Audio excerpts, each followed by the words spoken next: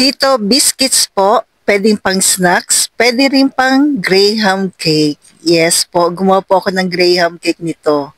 Pero ang tuturo ko muna sa inyo ay paggawa ng biscuits po. Una, kailangan natin ng 2 piraso po na large egg.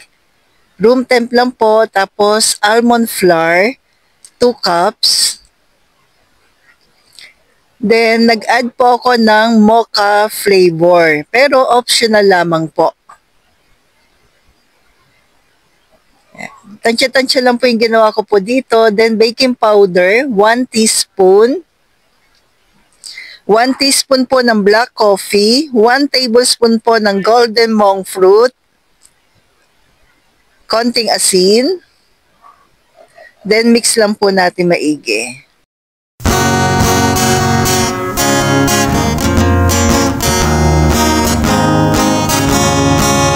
Ang tindahan, low carb essentials ay kumpletong matatagpuan. Katulong mo sa pag-ayos ng iyong kalusugan. Marami kang pagpipilian sa Grindahan.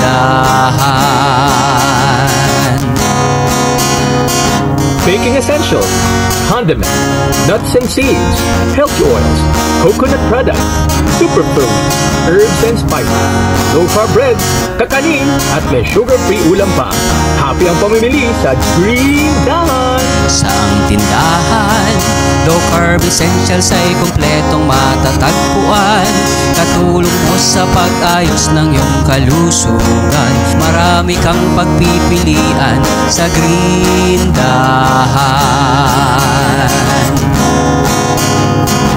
Hahanap-hanapin, tatangkilikin ang Grindahan.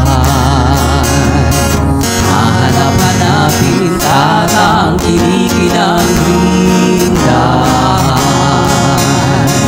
Hahanap-hanapin, tatangkilikin ang Grindahan.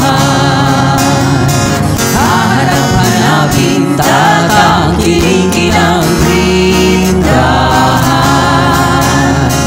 Hahanap-hanapin, tatangkilikin ang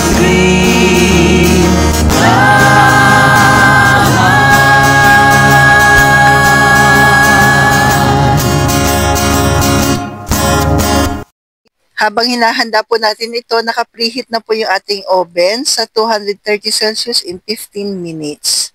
Then, ibe-bake na po natin. 230 Celsius po, around 20 to 25 minutes. Pero minsan, depende pa rin sa oven po ninyo po.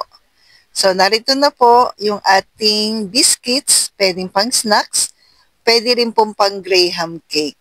Abangan nyo po yung ating susunod na graham cake. Gamit po itong ating biscuits po na keto.